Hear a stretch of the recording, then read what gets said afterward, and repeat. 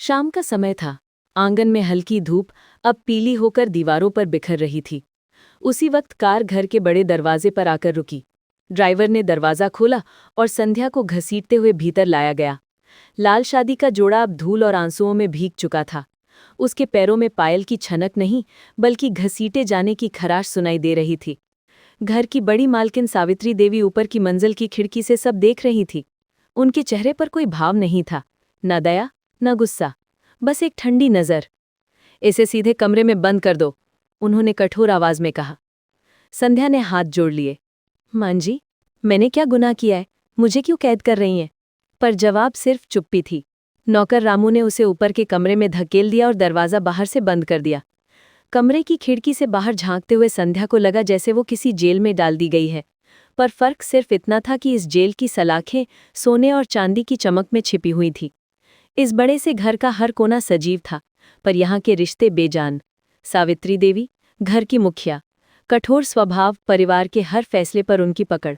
अमित, उनका बेटा, संध्या का पति, माँ का आज्ञाकारी पर भीतर कहीं कमजोर। रामू, घर का पुराना नौकर, सब जानता है पर चुप रहता है। कमला चाची, पड़ोसिन, जो अक्सर घर आती है लेकिन अंदरूनी बातें कभी बाहर नहीं ले जाती। संध्या को लगता था कि ये घर उसका सपना होगा, पर हकीकत में ये जगह एक कैदखाना निकली।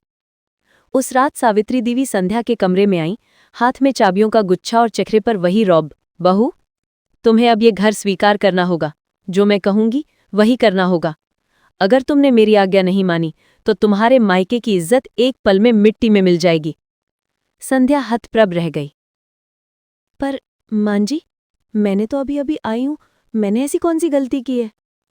सावित्री देवी ने धीरे से मुस्कुराई। गलती? तुम्हारी गलती यही है कि तुम इस घर में आई हो। अब तुम्हें हमारे नियम मानने होंगे। संध्या के दिन कैद जैसे बीतने लगे। कभी उसे अकेला छोड़ दिया जाता, कभी सावित्री देवी उसे बुलाकर नए नए कागजों पर दस्तखत करने को कहती। ये सब कानूनी दस्तावेज हैं, बस साइन कर दो। लेकिन संध्या के मन में सवाल उठता, आखिर क्यों इतनी जल्दी जल्दी मुझसे साइन करवाए जा रहे हैं? एक दिन उसने पति अमित से पूछा, ये सब कागज क्या हैं? अमित ने नजरें झुका ली। मां जो कह रही हैं कर लो, उनके खिलाफ कोई नहीं जाता। संध्या को लगा जैसे उसका पति भी एक कठपुतली है। रात के सन्नाटे में संध्या ने अक्सर अजीब आवाजें सुनी। सीढ़ियों से आती धीमी फुसफुसाहट, जैसे कोई छुपकर बातें कर रहा हो। कभी कभी पुराने स्टोर रूम से बर्तन खिसकने जैसी आवाज आती। जब उसने रामू से पूछा तो वो घबरा गया। बहू जी, आप कुछ मत पूछो, ये घर बहुत पुराना है, इसके अंदर कई बातें दबी हैं। अगर आपने सच जानना चाहो तो आपके लिए अच्छा नहीं होगा। संध्या की रूह कांप गई। सावित्री देवी बार बार कहती, तुम्हें इस घर की संपत्ति और नाम पर साइन करना होगा। ये सब तुम्हारे नाम होगा, लेकिन तुम हमारी कठपुतली बनकर रहोगी। संध्या सोच में पड़ गई। आखिर उसके मायके की साधारण सी बेटी को इन लोगों ने क्यों चुना? उसके माता पिता तो साधारण किसान थे, जिनके पास दौलत भी नहीं थी। फिर ऐसा क्या है जो उसे बलि का बकरा बनाया जा रहा है? एक दिन जब वो स्टोर रूम में छुपकर गई तो धूल से ढकी एक पुरानी अलमारी मिली। उसमें से एक फटी पुरानी डायरी निकली। पहले ही पन्ने पर लिखा था, अगर ये डायरी किसी को मिले तो जान ले कि मैं इस घर में मरी नहीं हूं, मुझे खत्म किया गया है, और इसके पीछे इस घर का सबसे बड़ा सच छुपा है। नीचे नाम लिखा था रेखा। संध्या का दिल जोर से धड़कने लगा। रेखा, यही तो अमित की पहली पत्नी का नाम था, जिसके बारे में घर में कोई बात तक नहीं करता था। उसने डायरी के अगले पन्ने खोले, उसमें रेखा ने लिखा था, सावित्री देवी के इशारे पर यह घर एक कैदखाना है। यहाँ बहू सिर्फ नाम की होती है, असल मकसद कोई और है। इस परिवार की पुरानी जायदाद और कागजात। मैं सच्चाई जान गई थी और शायद यही मेरी मौत का कारण बना। संध्या के हाथ कांपने लगे। क्या मेरे साथ भी वही होने वाला है जो रेखा के साथ हुआ था? उसने डायरी छुपाकर अपने कमरे में रख ली। अगले दिन सावित्री देवी उसके कमरे में आई और बोली, बहू, कागज तैयार हैं, शाम तक साइन कर दो। संध्या ने हिम्मत जुटाकर कहा, मां जी, ये कागज किस लिए है? मैंने रेखा दीदी के बारे में सुना है, वो क्यों नहीं है? सावित्री देवी की आंखें लाल हो गईं।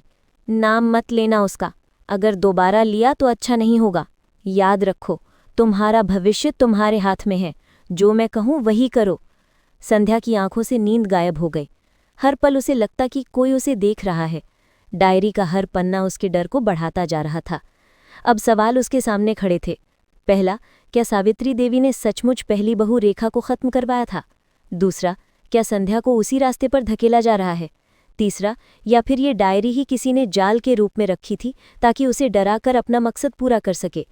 कमरे की खिड़की से आती ठंडी हवा उसकी सिसकियों के साथ मिलकर और भी भयावह लग रही थी। संध्या जानती थी कि अगर उसने अब हिम्मत नहीं जुटाई तो शायद उसका नाम भी उसी तरह गायब हो जाएगा जैसे रेखा। रात भर संध्या सो नहीं पाई। उसके हाथ में वही पुरानी डायरी थी। वो बार बार पन्ने पलट रही थी। डायरी में रेखा ने लिखा था, मैंने सावित्री देवी के कमरे में कुछ कागज़ देखे। उन कागज़ों पर मेरे नाम से संपत्ति ट्रांसफ़र हो रही थी। मैंने विरोध किया और उसी रात मुझे सीढ़ियों से धक्का दे दिया गया। सबने इसे हादसा बताया, पर सच ये है कि मुझे मारा गया। संध्या की सांसें तेज हो गई। उसके सामने सब साफ हो रहा था। ये सब कागज़ जो उससे साइन करवाए जा रहे थे, वही धोखा थे। सुबह होते ही सावित्री देवी फिर कमरे में आईं। बहू, क्या सोचा? शाम तक साइन करोगी ना? संध्या ने डरते डरते कहा, मां जी, मुझे थोड़ा वक्त चाहिए। मैं बिना पढ़े कुछ साइन नहीं कर सकती। सावित्री देवी ने गुस्से से उसकी ओर देखा। बहुत अक्लमंदी दिखाने लगी हो। याद रखो, इस घर से जिंदा बाहर कोई नहीं जाता अगर मेरी बात न माने। ये शब्द संध्या के कानों में हथौड़े की तरह गूंजने लगे। उसने अमित से बात करने की ठानी। अमित जी, क्या आपको पता है कि ये कागज़ किस लिए है? अमित ने लंबी सांस ली। हाँ, पता है, पर मैं कुछ नहीं कर सकता। माँ जो चाहे वही होता है। रेखा ने भी विरोध किया था, और तुम जानती हो उसका क्या हुआ? संध्या का दिल टूट गया। तो क्या आप भी चाहते हैं कि मैं आपकी माँ की कठपुतली बन जाऊं? अमित चुप हो गया। उसकी चुप्पी ही सबसे बड़ा जवाब थी। उस दोपहर कमला चाची आईं। उन्होंने चुपके से संध्या को एक इशारा किया और रसोई में बुला लिया। बेटिया, तुम्हारे चेहरे पर दर्द साफ दिख रहा है। याद रखो, इस घर में जो तुम देख रही हो वो बाहर कभी मत कहना। पर हाँ, अगर अपनी जान बचानी है तो रेखा की डायरी पढ़ना जारी रखो। उसमें हर राज लिखा है। संध्या चौंक गई। आपको डायरी के बारे में कैसे पता? कमला चाची ने धीरे से कहा, मैंने ही रेखा को वो डायरी दी थी। वो मेरी बेटी जैसी थी, लेकिन वो बच नहीं सकी। ये सुनकर संध्या के पैरों तले जमीन खिसक गई। रात को उसने डायरी का अगला पन्ना खोला। इस घर की असली ताकत हवेली नहीं, बल्कि वो जमीन है जिस पर ये खड़ी है। ये जमीन सोने की खदान जैसी है, और सावित्री देवी चाहती हैं कि इसका मालिकाना हक बहुओं के नाम पर रहे, ताकि कानून की नज़र में सब सही लगे। फिर बहू को रास्ते से हटाना आसान है। संध्या को अब सब समझ आने लगा। उसकी शादी सिर्फ एक धोखा थी। अगले दिन जब सावित्री देवी कागज़ लेकर आईं तो संध्या ने हिम्मत जुटाकर कहा, मां जी, मैं साइन कर दूंगी, बस थोड़ा समय दीजिए। सावित्री देवी मुस्कुरा उठी। अच्छा है, समझदार बहू। पर संध्या ने तय कर लिया था कि बिना सबूत जुटाए वो साइन नहीं करेगी। उस रात उसने रामू को बुलाया। रामू काका, मुझे सब बताओ, रेखा भाभी के साथ क्या हुआ था? रामू की आंखों में आंसू आ गए। बहू जी, मैं बहुत मजबूर था। रेखा बिटिया ने विरोध किया तो एक रात उन्हें सीढ़ियों से धक्का दे दिया गया। मैं चुप रहा क्योंकि मेरा परिवार भी उनके कब्जे में था। पर सच यही है कि वो हादसा नहीं, कत्ल था। संध्या का दिल कांप गया। अब उसे यकीन हो गया कि डायरी सच कह रही है। सावित्री देवी को शायद संध्या की हरकतों का अंदाजा हो। अमित को बुलाकर कहा, देखो बेटा, अगर तुम्हारी बीवी जरा भी अकड़ दिखाए तो उसे संभालना तुम्हारी जिम्मेदारी है। मैं नहीं चाहती कि हमारे राज बाहर जाएं। अमित ने सिर झुका लिया। जी माँ। संध्या ने ये बातचीत दरवाजे के पीछे से सुन ली। उसके पैरों तले जमीन खिसक गई। डायरी के एक पन्ने पर रेखा ने लिखा था, अगर कभी कोई और बहू इस घर में आए तो उसे मेरी अलमारी के नीचे छुपी फाइल जरूर देखनी चाहिए। उसमें सारे असली कागज हैं जिनसे ये खेल खुल जाएगा। संध्या ने तुरंत मौका तलाशा और स्टोर रूम में गई। अलमारी के नीचे हाथ डाला तो सचमुच एक फाइल मिली। उसमें असली दस्तावेज थे, जिनमें साफ लिखा था कि जायदाद बहुओं के नाम की गई है। उसके हाथ में अब सबूत आ गए थे। संध्या ने तय किया कि अब वो चुप नहीं बैठेगी। पर सवाल ये था कि क्या वो पुलिस तक पहुंचेगी? क्या अमित उसका साथ देगा या माँ का? और क्या सावित्री देवी इतनी आसानी से हार मान लेंगी? उस रात सावित्री देवी अचानक उसके कमरे में आईं। उनकी आंखों में अजीब सी चमक थी। बहू, मुझे पता है कि तुमने डायरी पढ़ ली है। अब देखना ये है कि तुम भी रेखा की तरह खामोश होती हो या हमेशा के लिए खामोश कर दी जाती हो। कमरा सन्नाटे में डूब गया। रात गहरी हो चुकी थी।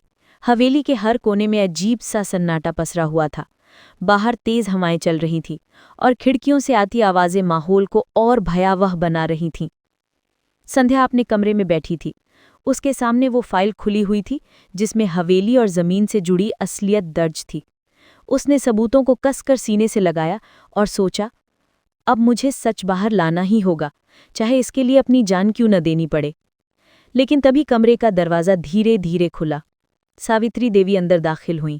उनकी आंखों में खतरनाक चमक थी। तो बहू, सब जान गई ना? ये खेल, ये कागज, ये डायरी, सब तेरे हाथ लग गए? संध्या डर गई, लेकिन उसने हिम्मत बटोरी। हाँ मां जी, मैं सब जान चुकी हूँ। आपने रेखा भाभी के साथ जो किया वैसा मेरे साथ नहीं होने दूंगी। सावित्री देवी ठहाका मारकर हंस पड़ी। रेखा कमजोर थी, तुम भी वही गलती कर रही हो। इस घर में बहुओं की हैसियत सिर्फ मोहरों की है। जिस दिन उनके दस्तखत की जरूरत खत्म हो जाती है, उस दिन उनकी सांसें भी खत्म कर दी जाती है। अचानक अमित कमरे में आ गया। उसने दोनों को देखा और बोला, माँ, ये सब क्या है? आपने कहा था कि बहुओं को सिर्फ नाम के लिए कागज दिए जाते हैं, लेकिन यहां तो हत्या की बातें हो रही हैं। सावित्री देवी ने कड़क आवाज में कहा, चुप रहो अमित, तुम्हें वही करना है जो मैं कहती हूं। तुम्हारे पिता ने ये साम्राज्य मेहनत से खड़ा किया है। अगर आज हम कमजोर पड़े तो सब हाथ से चला जाएगा। संध्या ने अमित की ओर देखा। अमित जी, अगर आपके दिल में जरा भी इंसानियत है तो मेरी मदद कीजिए। ये कागज पुलिस तक जाने चाहिए। रेखा भाभी की आत्मा तभी शांति पाएगी। अमित के माथे पर पसीना छलक आया। वो माँ और पत्नी दोनों के बीच में फंस गया था। सावित्री देवी ने उसी रात फैसला किया। उन्होंने नौकरों को इशारा किया कि संध्या को कमरे में बंद कर दो, सुबह तक इसका फैसला कर देंगे। रामू ने सब देखा, लेकिन वो मजबूरी में चुप रहा, पर उसके दिल में अपराध बोध और डर दोनों बढ़ते जा रहे थे। संध्या कमरे में अकेली रह गई। उसने भगवान से प्रार्थना की, हे प्रभु, मुझे शक्ति दो ताकि मैं इस अन्याय का सामना कर सकूं। उसने फाइल को कपड़ों में छुपा लिया। आधी रात को अचानक कमरे का लैंप बुझ गया। संध्या ने घबराकर चारों ओर देखा। तभी खिड़की के पास उसे रेखा की परछाई दिखाई दी। रेखा की आवाज जैसे उसके कानों में गूंज उठी। संध्या, मत डरना, मैं तेरे साथ हूं। तू वही कर जो मैं नहीं कर सकी। सच को सामने ला। संध्या की आंखों से आंसू बहने लगे। उसे यकीन हो गया कि ये उसकी कल्पना नहीं बल्कि रेखा की आत्मा का सहारा है। सुबह होते ही सावित्री देवी ने संध्या को दरबार हॉल में बुलाया। वहां अमित, नौकर और कमला चाची भी मौजूद थे। आज फैसला होगा, या तो तुम कागजों पर साइन करो या हमेशा के लिए इस हवेली से गायब हो जाओ। संध्या ने ठंडी सांस लेते हुए कहा, ठीक है मां जी, मैं साइन कर दूंगी। सब चौंक गए। अमित ने उसकी ओर देखा मानो पूछ रहा हो, क्या तुम सच में हार मान गई? संध्या ने कागज उठाए, कलम हाथ में ली और अचानक उन कागजों को जमीन पर फाड़ दिया। ये रही आपकी सच्चाई। ये सब कागज झूठे हैं। असली कागज मेरे पास हैं और मैं इन्हें पुलिस को दूंगी। सावित्री देवी गुस्से से पागल हो गई। तूने हिम्मत कैसे की? ये हवेली मेरी है, यहाँ मेरा हुक्म चलता है। संध्या ने दृढ़ स्वर में कहा, नहीं मां जी, अब ये हवेली आपका डर नहीं बल्कि सच बोलेगी। आपने रेखा भाभी की जान ली और न जाने कितनी बहुओं को मोहरा बनाया। अब ये खेल खत्म होगा। सावित्री देवी ने नौकरों को इशारा किया, पकड़ लो इसे। रामू आगे बढ़ा, लेकिन इस बार उसने हाथ जोड़ दिए। मालकिन, अब मैं और पाप में भागीदार नहीं बनूंगा। रेखा बिटिया की मौत की रात से मैं जल रहा हूँ। अब संध्या बहू का साथ दूंगा। कमला चाची भी आगे आईं। सावित्री, तुम्हारी हवस ने सबको गुलाम बना दिया था, लेकिन अब ये बहू तेरे जुल्म के खिलाफ खड़ी है। मैं भी इसका साथ दूंगी। तभी बाहर से सायरन की आवाज आई। दरवाजे पर पुलिस खड़ी थी। संध्या ने जेब से फोन निकाला। मैंने कल रात ही पुलिस को सूचना दे दी थी और ये असली कागज, इन्हें सबूत के तौर पर ले जाइए। सावित्री देवी के चेहरे का रंग उड़ गया। नहीं, ये झूठ है। मैं हवेली की मालिक हूँ, मैं सबको खरीद सकती हूँ। लेकिन पुलिस इंस्पेक्टर ने कड़क आवाज में कहा, हत्या और धोखाधड़ी के आरोप से कोई पैसा नहीं बचा सकता। आपके खिलाफ सबूत पक्के हैं, आपको गिरफ्तार किया जाता है। सावित्री देवी को हथकड़ी लग चुकी थी, लेकिन जाते जाते उन्होंने संध्या की ओर घूर कर कहा, तूने मुझे हराया है, लेकिन याद रख, ये हवेली कभी चैन से नहीं सोने देगी। उनकी आवाज हवेली की दीवारों में गूंजती रही। अमित रो पड़ा। माँ, आपने ये क्या कर दिया? अगर आप चाहती तो हमें प्यार से भी सब दे सकती थीं। संध्या ने आंसू पोंछते हुए कहा, अमित जी, लालच इंसान को अंधा बना देता है। यही आपकी माँ के साथ हुआ। कुछ दिन बाद हवेली की हालत बदल गई। अब उसमें डर नहीं बल्कि सुकून का माहौल था। संध्या ने कमला चाची और रामू को अपने परिवार का हिस्सा बना लिया। अमित ने भी धीरे धीरे अपनी पत्नी की मजबूती को समझा और उसके साथ खड़ा हो गया। रेखा भाभी की तस्वीर को संध्या ने हवेली के मुख्य कक्ष में लगाया। हर रोज वहां दीपक जलाया जाता ताकि उनकी आत्मा को शांति मिले। एक रात संध्या खिड़की के पास बैठी थी। हल्की हवा चल रही थी। अचानक उसे लगा जैसे कोई फुसफुसा रहा हो। धन्यवाद संध्या, तूने मुझे न्याय दिलाया। अब मैं चैन से जा सकती हूँ। संध्या मुस्कुरा उठी। उसे यकीन था कि रेखा भाभी की आत्मा अब मुक्त हो चुकी है। हवेली जो कभी लालच और षड्यंत्र का अड्डा थी, अब इंसाफ और सच का प्रतीक बन चुकी थी। संध्या ने न सिर्फ अपनी जान बचाई बल्कि रेखा जैसी औरतों की आत्मा को भी न्याय दिलाया। घर की असली ताकत ईंट पत्थर नहीं बल्कि रिश्तों की सच्चाई और भरोसा होता है। अगर सास बहू मिलकर रहें तो घर स्वर्ग बनता है, लेकिन अगर लालच हावी हो जाए तो वही घर नर्क में बदल जाता है।